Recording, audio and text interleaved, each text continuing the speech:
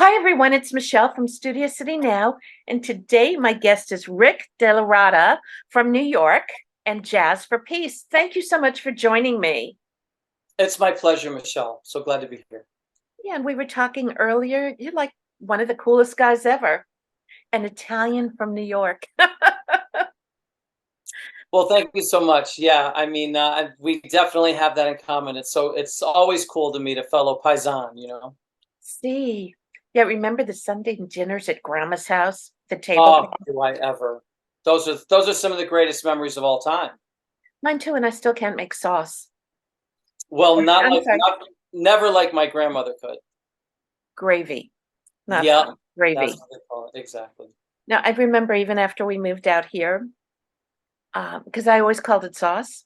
My Mhm. mom would say, "Oh, we're having so and so for dinner, and I'm making gravy." Like, why are you making this brown stuff? It wasn't until I got older I realized sauce and gravy, same thing. Yeah, you lose it, you forget.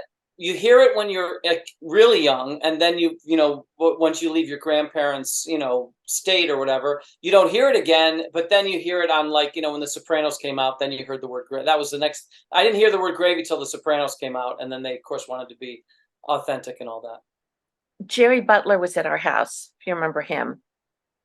And Okay. my mom said, "Jerry, I made my special gravy for you." I'm like, gravy? But he's from Chicago, so he knew what it was. Okay. Nice. Well, anyway, you're with Jazz for Peace, and I did a little research, but please tell me all about it. Sure. Well, it's funny because just before we were doing this, we got on camera.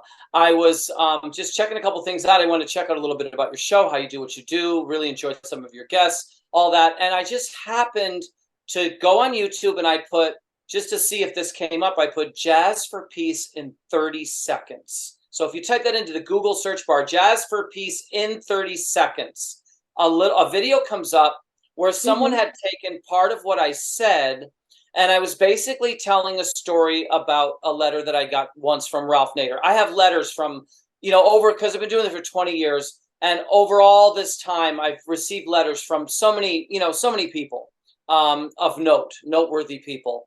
And this was in a letter from Ralph Nader, and he was basically encouraging me, telling me that I'm onto something that he really hopes more musicians and musical acts and talent and people will get involved in, doing what I'm doing. I don't have the exact quote, but it's in the Jazz Reviews in 30 Seconds. I kind of repeat what he said in the letter.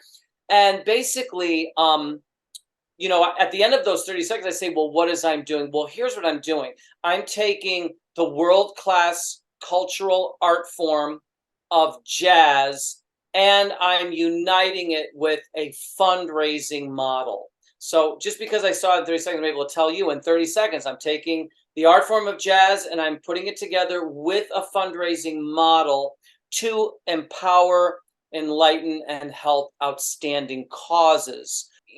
One thing you see in life, you see people, hey, can you help Jerry? My goodness, Jerry over here, he can't stop drinking, or this one.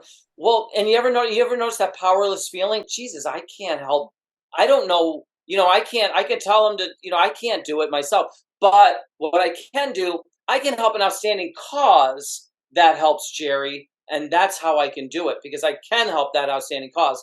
By Jazz Reviews doing what we've done for all the years we've been doing it, we can help an outstanding cause expand their donor base. And every outstanding cause you'll never talk to one, no matter how big they are. If you go up to one and says, hey, do you guys need more donors? Oh, they're going to say yes. And then you can ask them, if you did, do you need to rejuvenate the donors you have to support you? Oh my God, do we ever? So we, bang, those are things we do. We also, do you need more sponsors? Yes, we need more sponsors at the local level and the national level.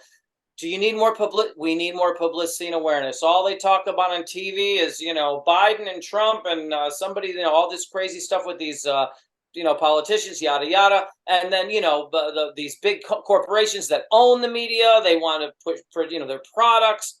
Yes, we need publicity and awareness. Okay, great. Do you need new and prestigious supporters? Yes, yes, yes. Would you like to get fundraising tips that you might not have that Jazz for Peace has learned from, Special Olympics, and learn this one from that one, and this one from Habitat for Humanity, and this one. Would you like us to share? Oh my God, we need more ways to to get our message out there. So all those things make up an empowerment tree, and that's what we mean by uniting the art form of jazz with a fundraising model. That's the real simple thing that we're doing. Good luck trying to do one or the other, but if you do both, you've got a chance. When we spoke last week, you had mentioned, or I had mentioned, Rwanda, because the attorney I work for is on a camera picture taking safari there. Okay. And you had said you were in Rwanda, or you had done something for Rwanda. Oh yes, when you do something like what I did for Rwanda, you'll never forget that. Basically, everyone knows the genocide in Rwanda, the Hotel Rwanda, the famous movie, and all that stuff. I actually went to that hotel too. But basically, Rwanda, after about 14 years, they decided that they had, they're tired of being, looked at as a genocide country. They were no longer, they wanted to, they had made some of the adjustments and solved their issues, and they wanted to open up their country to the world, and they wanted the world to see the progress that they made. And amazingly enough, they decided to put on something called Amahoro Week. Amahoro is the African word for peace. Amahoro means peace. So they had Peace Week. And what they did was two things. One thing was they had something called the World Peace Marathon. Africans win a lot of medals, in running. I mean, they can run there's these guys in Kenya. I've met them. They're warriors. They're like 6'10" and they sprint, they're like a cheetah, because some of them actually chase. That's how they hunt. They run on foot. They will chase an animal for days, literally days. Yeah, I've talked about that. Those are so many stories about Africa, because I've been to Africa 9 times, but this is the first time. The first time was Rwanda. Yeah, I'd never been to Africa before Rwanda. So basically, they're flying these people in from all over the world for the World Peace Marathon and Jazz for Peace. That was the other thing. It was just the two of those were the two things. The other thing was Jazz for Peace. They wanted me to come down with my group from New York and play 2 concerts. One was in a stadium called Kigali Stadium. The capital of Rwanda is Kigali. Big giant stadium for all of the Rwanda people, just for the general populace. And then the other one was in a kind of a ritzy hotel for, it's, we're not talking about the, I don't know what you'd call the, Waldorf Astoria or nothing, but, their version of the ritzy hotel in that city at that time. And that was the second one. So in other words, that was invitation only, black tie affair, the buffet and all that kind of stuff. So we came down there and did 2 concerts. And, to this day, if I ever run into one of the musicians who played, who I took down there, I mean, it was just a life-changing, they talk about it. They'll want to talk about that, so it was quite an experience. So you write your own music? Yes. So what I do is I'm a composer. I'm a pianist, a vocalist, and a composer. I actually have a master's degree in jazz composition, which is what kind of forced me into being a band leader, whether I like it or not. I mean, a lot of times in music, you interview a lot of musicians, so I know you're going to understand, and your listeners will understand. Some of the podcasts I'm on, they wouldn't really get this, but you're constantly trying to grow as a musician, and that often means growing out of the situation you're in. And now it's like, yikes, but I like the situation I'm in, but I'm growing out of it. It's this, you know what I mean? It's one of those things, catch-22s, So now you're growing into God only knows what, and I grew into a real pickle because I had some gigs where I was really making a living as a singer, because I, was a piano bar entertainer, solo piano, I could play anything, a lounge, a club, or whatever. And I was doing it all over the world. So, I had these situations where basically, I was all about the singing, hopefully they listened to a little piano, but the piano was accompanying my singing. That's as for that audience. But then in the jazz scene in New York, where I was, paying dues to, trailblaze and find my way in that world, they didn't know any of that stuff. That was all about the improvisation, and then you had the compositional aspect of it, which I was getting opportunities. Like I had a orchestral work recorded by the London Symphony Orchestra. From that, but also just small ensemble things for big bands, big bands, large ensemble, but small ensemble for trios and quartets. So I had these three things going on. In order to do all three of them on a stage, I needed to be a band leader. So that's what kind of started that whole thing of me, being able to present three things on one stage. Oh my goodness. And you said you're a piano player, a pianist. Right. Let's hear something. Okay. So, what I've been doing on these things, because today is the 99th performance of a piece called Free JA. And what that is it's free jazz, which you might have heard of free jazz. It's something that kind of took off in the 1960s in New York, loft jazz scene. And but okay. Well, basically, musicians just started like freely improvising. They wouldn't they just improvise right from the get-go, and they call it free jazz. One of the more well-known names was Cecil Taylor, and Cecil Taylor's drummer was actually the drummer on my very first CD. And but anyway, I went to Haiti once, and they said, "Welcome Jazz for Peace," JASS. Ah. And that's because it's not even our word. Jazz is their word. It's a Creole word. And Creole people who were in New Orleans at the time that jazz was being developed, they called it jazz, their word.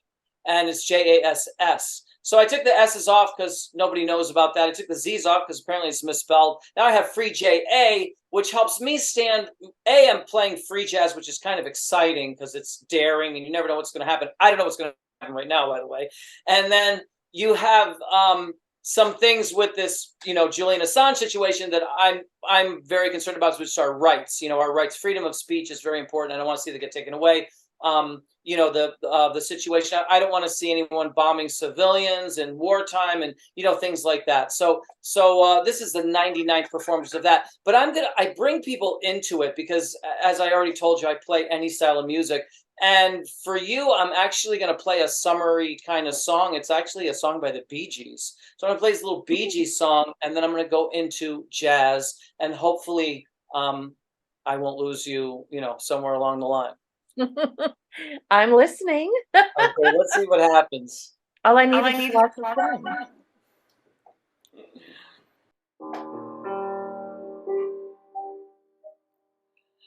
Know your eyes in the morning sun. I feel you touch me in the pouring rain. And the moment that you wander far from me, I wanna feel you in my arms again. Then you come to me on a summer breeze, keep me warm in your love, then you softly. And it's me you need to shout. How deep is your love?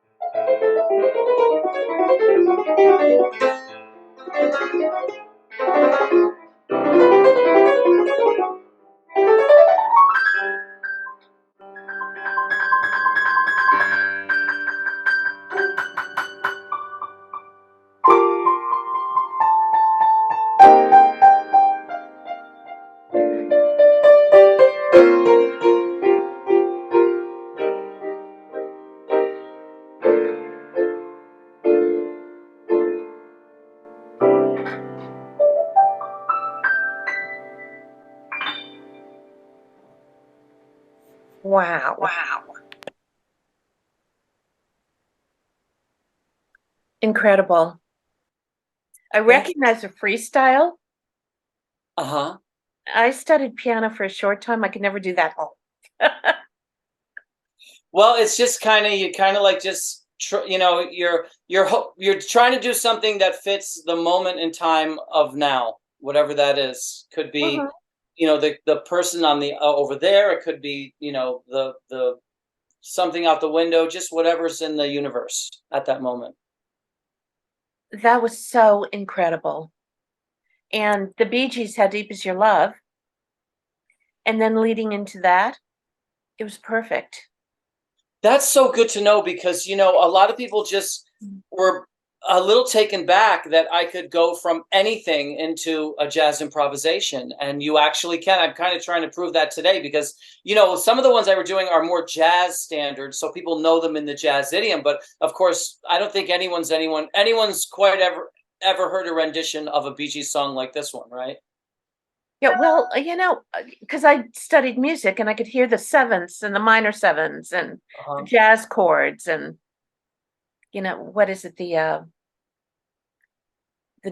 there was one chord. Oh God, what was it? It's like E flat minor over seven. Right, something over something, right? A flat Yeah, major 7 over B flat or something like that, right? Yeah. yeah. But I get that from guitar, and if you look Mhm. at my hands, they're like all like this. Right. So yeah, Great. So glad. amazing. Yeah, I really like that a lot. So I had a ton of questions and I just don't know where to begin. We did Sure. Rwanda and we did the grants, etc. How do we find you?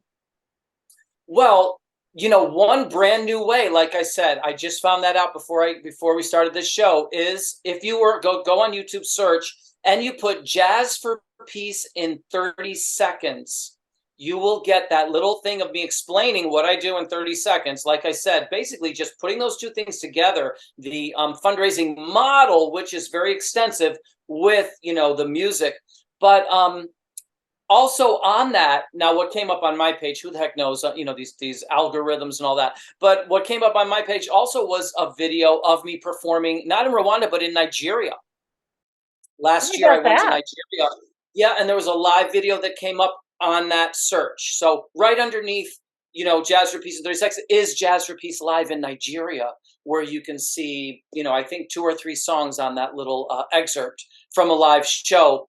Of course, jazzforpeace.org is our website. And I always like if someone just, checks us out and then just sends an email, because really what we start, our fundraising model is based on an honest comment from someone who, Hmm. wants to see us give a helpful step forward to their outstanding cause or an outstanding cause that they're affiliated with, whatever. And basically info@jazzforpeace.org is the simple email address to reach us. Of Right, course, now, which I do have I do have my own website, like everybody does, rickdellarata.com. And that's if you're into, all the wild and crazy journey, of my personal one, playing with all these different bands and all that stuff. so who else have you played with? Well, so many people that only us musicians would know. So I could probably talk for an hour of the greatest musicians, and the average Joe listening would know hardly none of them. But as far as like people that, well known people, older people, let's say, people older than us or our age even would know of the Artie Shaw Orchestra. Artie Shaw lived out there in California when I used to tour with Hmm. them.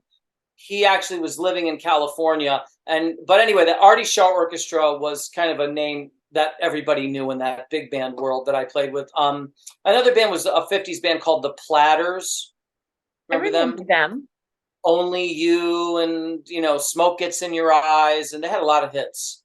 Um, and then, in the jazz world, my first break playing jazz, really, I was the opening act and MC for Dizzy Gillespie. Whoa, did you ever play with Rosemary Clooney? I did not play with Rosemary Clooney, but yes, I have some interesting.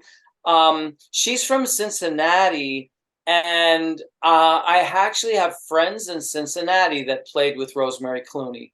And there's a club I used to play at in Cincinnati, and George Clooney used to come to that club.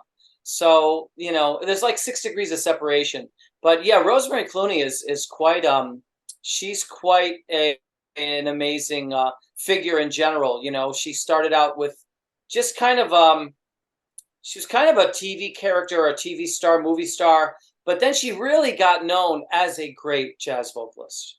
I worked for her manager, Mm-hmm. Bill Lowe, and Okay. then in a weird world was my stepfather's best friend. But this is before he was married to my mother. And Okay. then I went over and worked for Rosie. Did you? I did for a short time. Okay. And she would send me home all the time with Tupperware full of food. Oh, Typical Italian Irish. right. So, She yeah, just seemed and like such a wonderful person. she was such a nice person. Yeah. And I guess she passed away in 2005. Uh-huh. Now, this is how, like clueless I am sometimes. Hmm. I met George several times. I doubt he remembers me. I knew Miguel, her son. Okay. Well, he's no longer with us, but I turned on ER. I don't watch a lot of television anymore. So I turned on to ER and I'm like, oh, that's Rosie's nephew, George. The people in the room with me said, you know him? Yeah, I met him a couple times. Do you know how famous he is? No. And the man lives up the street from me. I That's never put interesting. two and two together. Yeah, I didn't know either until someone told me. It was actually the jazz club owner of the club in Cincinnati that I played at. Mhm. Apparently he does like jazz, so that's kind of interesting. Well, jazz is, I have friends who are jazz musicians. Uh-huh. So, you know, and I probably know of people, you and I know of the same people that nobody else would know. Right. Yeah, because there's a bunch of great players out in that Bay Area. I mean, one who passed away, a great drummer named Eddie Marshall. Mhm. I don't know if you know, but if you talk to your jazz friends in your town, you mention him, they'll definitely remember him. I just remember gigs I played with Eddie Marshall were just out there where you are. Are you out anywhere near what is it, Half Moon Bay? Oh, that's further north. Okay, further north. All right. Anyway, I'm just thinking one example. I remember just being in Half Moon Bay and looking out. I was at a concert, but you could see the water from the concert. You could see out a window from the concert, and I'm just looking. I kept playing and looking at the water and looking at Eddie Marshall, and it was just this magical. Just something you remember when you think of him. Just think of that Mhm. concert. Well, I had a guitar teacher, a jazz guitarist, Jimmy Stewart. Okay, I don't know if you've heard of him, not heard of I've him. heard of him. Yeah, because he's not the there's not the actor, but there was a guy with the same name who plays guitar out there. Yeah, I've I heard the studied name. with him for 10 years, but he was also my friend. I went through a Okay. horrible time as a teenager, and he became my friend. Now, in a Okay. weird world, and we're talking small world, I Mhm. work for that vet organization, Veterans, Yes. Heaven and Earth Oasis. And one of the women was talking, and she says, yes, my late father was an OSS agent. She had my attention immediately. Mm. And my late husband was a jazz guitarist. So she comes down, and this woman could be a little standoffish. And I said, well, could I ask who your late husband was? You wouldn't know him. Try me. Jimmy Stewart. And I said, I studied with him for 10 years. He lived at 1953 Reesdale in Silver Lake. His number was 660-5070. And she looks at me and she says, are you Michele? That's amazing. We became friends after that. I'm sure. What a small world. Very small. And as it turns out, I have some photos of him Mm. from another event. He had had a stroke. And I just never put two and two together. But I had some photos of him that I sent to, his widow. Okay. Very small world, though. Yeah. Oh, yeah. It really is. Yeah. So anyway, we should do another segment of this Okay. Sure. because I know you've got tons of stories. Yeah. Crazy amounts of content, never ending, just never, it's crazy. Well, I want to hear all about Africa Okay. and everything else you've done.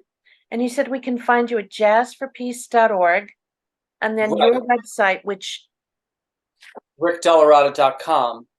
DellaRatta.com. Yes. And then, of course, that easy email address, hopefully, info@jazzforpeace.org.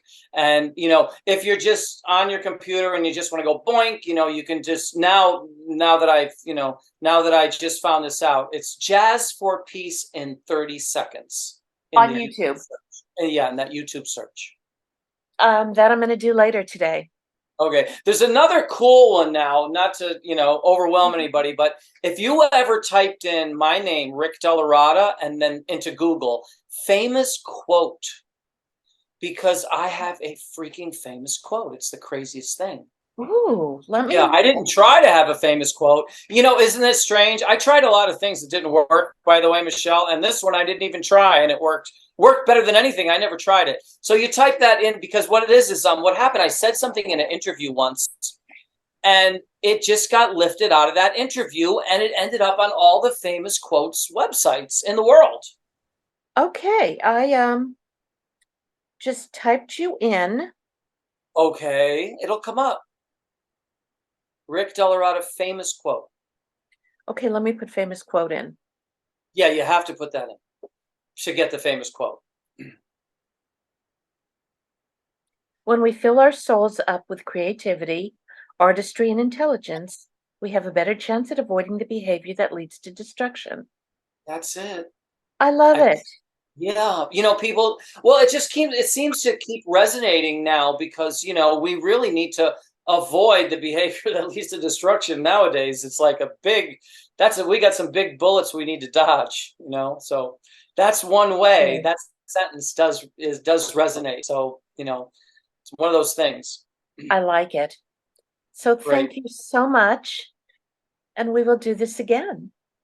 Okay, my pleasure, Michele. Okay, and you have a wonderful, I think it's Friday, wonderful Yeah. weekend. All righty. We'll talk soon. Okay, great. Bye-bye.